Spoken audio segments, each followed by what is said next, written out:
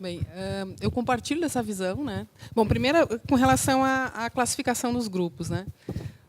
Essa classificação vem da história de cada região, né? Os americanos justamente fizeram a lista dos seus prioritários, que para eles são prioritários e que nós, por alguma razão, também achamos que são prioritários para nós, né?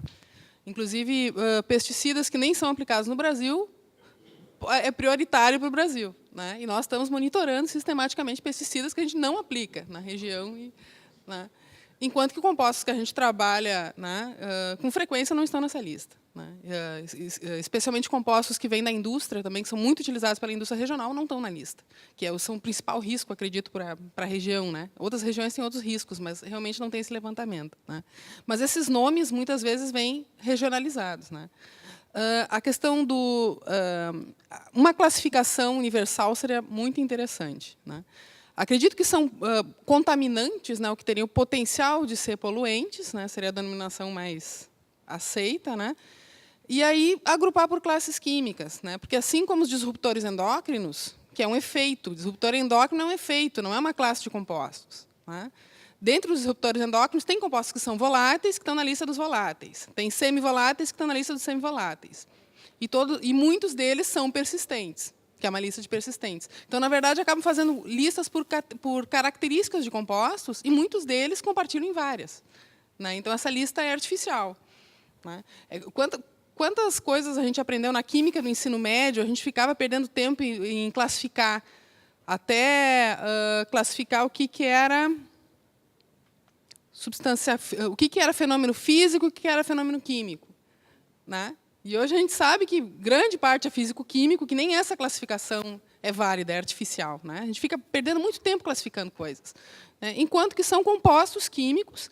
Claro, as classes químicas, os PCBs, são características daquela classe química, né? Eles têm aquela estrutura, então é uma família, né? Ou os hidrocarbonetos poliaromáticos, é a família dos hidrocarbonetos poliaromáticos, essa é a característica química. Então, agrupar todos eles, né? E o que vier surgindo, está surgindo, é uma classe nova. Emergentes, por que emergentes, né? Essas substâncias os fármacos estão contaminando há muito tempo, né? Nós excretamos estradiol diariamente há muitos anos, né? Então, eles não são emergentes, não são poluentes novos, são coisas que existem, né? Nós agora que estamos estudando, né? Então, são emergentes nesse sentido, né? Emergiu a curiosidade, né? O interesse né? Acho que mais nesse sentido. Só vão mudando os nomes dos bois, né? Mas aí perde um tempão classificando as coisas, né? Em vez de agir, né? A outra questão de fazer um screening, eu acho que a grande dificuldade do Brasil é recurso, né? Recurso financeiro. Vontade política é uma coisa que eu acho que está surgindo, está crescendo, mas ter recurso financeiro para usar o mesmo molde europeu ou americano de fazer screening de tudo, eu acho que o peso é muito grande para a sociedade brasileira. Eu penso que hoje, como a gente comentou, o custo do laboratório é muito alto, o número de laboratórios qualificados no Brasil é ínfimo, que poderia fazer isso, tanto é que tem essa iniciativa de criar centros de referência, no caso do Brasil é a CETESB, mas centros de referência para transferência de tecnologia, né, de uniformizar essas metodologias analíticas. E a gente não teria isso, eu acho, competência nacional para fazer uma análise nessa escala com os métodos que a Europa usa e que os Estados Unidos usam. Eu acho que tem uma caminhada muito grande aí. Por isso que eu defendo usar métodos de screening mais generalizado, para a gente fazer varredura, utilizando novas tecnologias que permitem, em vez de caracterizar, como apresentei, 50, 100 compostos, 10, 15 mil. Muita coisa vai se perder aí, claro, mas pelo menos a gente tem uma noção. A gente não tem uma análise quantitativa, mas tem um perfil, né, talvez de área de pico e compostos, para fazer uma distribuição estatística de quais são os problemas mais críticos de cada região, para daí focar, bom, nessa região vamos fazer análise quantitativa desses compostos, né? Focar por isso. E não só com base nesses levantamentos, mas também levantamentos de quais são as indústrias do setor, qual é o uso agrícola, né, para daí levantar regionalmente. Eu não acredito numa lista de compostos nacional. Isso é muito oneroso e muito artificial. E a gente tem ainda um outro problema sério, é que, no Brasil, cada laboratório emite um laudo diferente. Se eu mandar a mesma amostra para 5, 6 laboratórios, mesmo que seja para controle de qualidade de processo da indústria, cada um vai emitir um laudo diferente. E as empresas acolhem aquele laudo que lhe interessa. Infelizmente, essa é a nossa realidade. Então, esses dados de laudos de laboratório acabam sendo muito artificiais também. Então, a gente teria que pensar mecanismos, além da 17.025, que a gente pudesse confiar nesses resultados.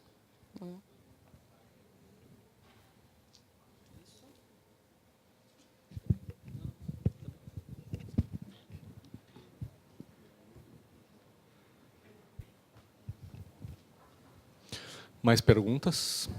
Mais perguntas.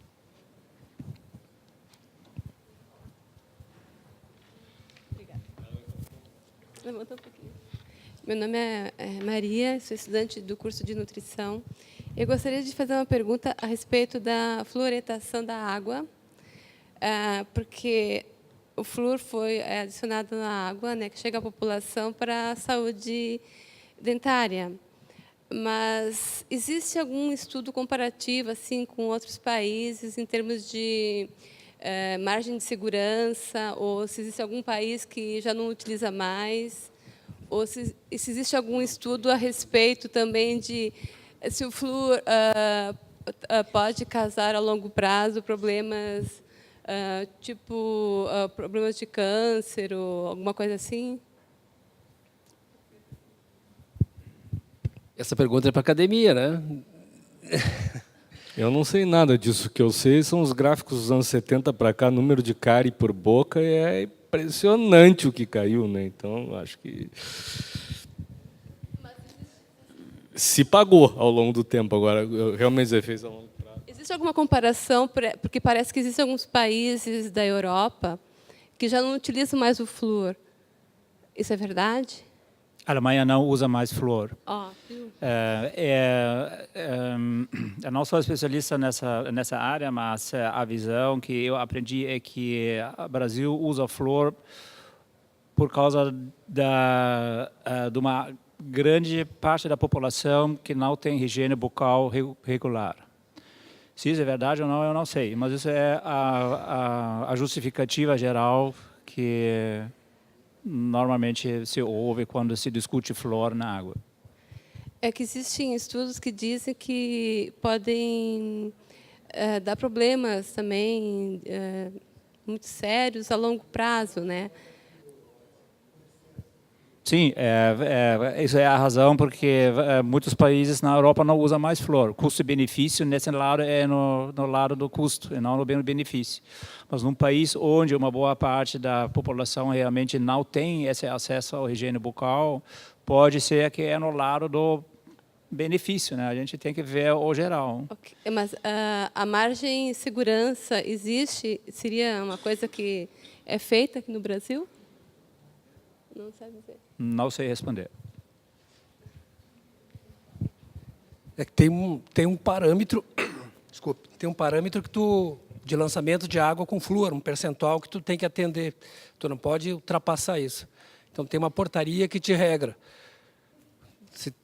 Essa é a garantia. A companhia, digamos, ou o abastecedor é responsável para que a água chegue na casa das pessoas com aquela dosagem de flúor estabelecida.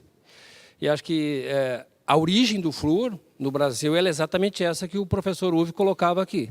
É uma questão social e talvez no futuro, à medida que as pessoas forem adquirindo renda e tendo mais acesso a bens de consumo, ou, por exemplo, acesso ao flúor diário, higiene bucal diária, possa se pensar na ideia até de o flúor desaparecer da água. Mas hoje seria, digamos assim, um risco extremamente grande fazer isso.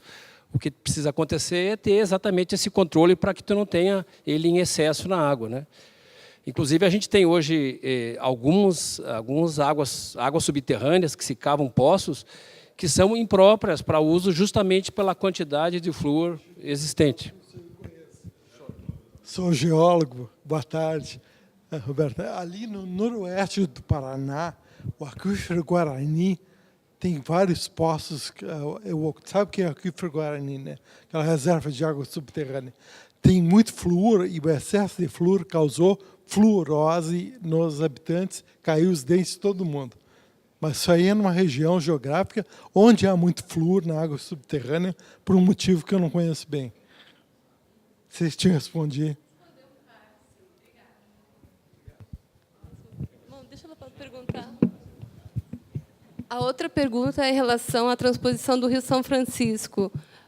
já que isso está acontecendo, só que é algo que poderá estar aos poucos, né? As obras começam e param.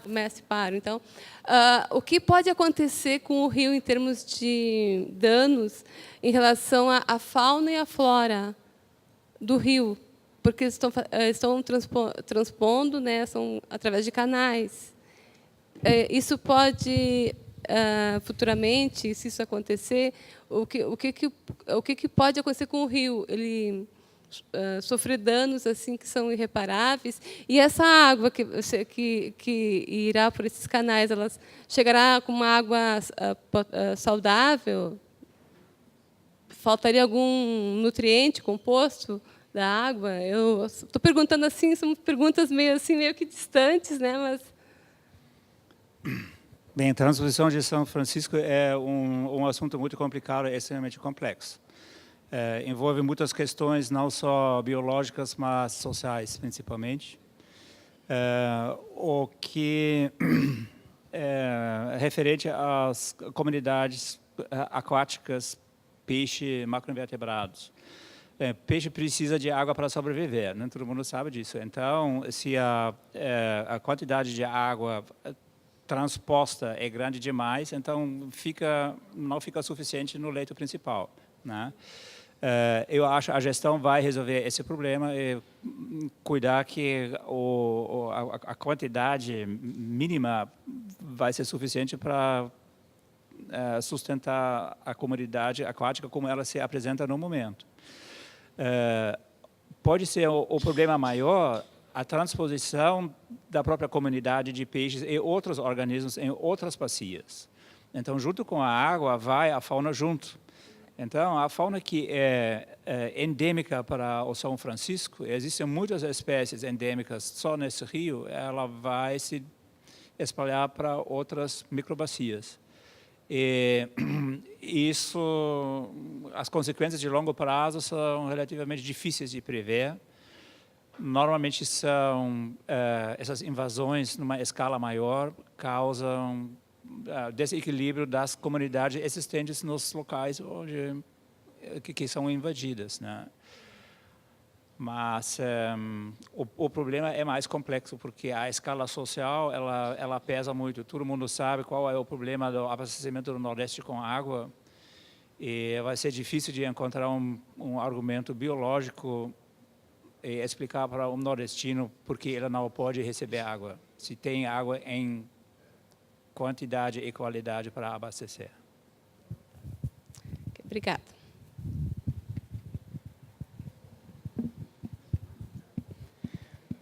Eu sou Caroline, estudante de gestão ambiental, né? Eu fiquei intrigada em saber, com todos esses problemas que a gente encontra hoje, que foram falados anteriormente, sobre pesquisa e em impactos ambientais, né? O que causa os problemas, tudo o que causa, e o que causa para a saúde também. Da onde que vêm os poluentes e o que isso causa para a saúde humana. Esses estudos de impactos ambientais, pelo que eu estou percebendo, têm bastante deficiência em pesquisa. Não são feitas pesquisas para impactos ambientais, o surgimento deles e nem das causas.